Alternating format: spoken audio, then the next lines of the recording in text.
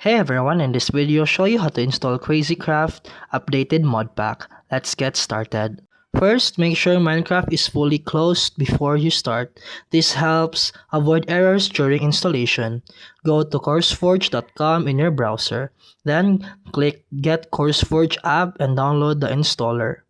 Now, open the file from your downloads folder and run the setup. Click Next, then accept the terms, then click Install.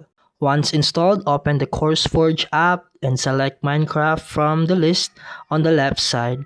If Minecraft is not detected, click the plus icon and add it manually. Now, use the search bar and type CrazyCraft Updated. Browse the results and choose the correct version you want to install. You can check details like versions, features, and compatibility before installing. And after that, click the install button and wait for the download to finish. This may take a few minutes depending on your internet speed. Once done, the mod pack will appear in your My Mod Packs section. And after that, click play inside CourseForge. It will automatically open the Minecraft launcher. Press play again to start Minecraft with the mod pack loaded.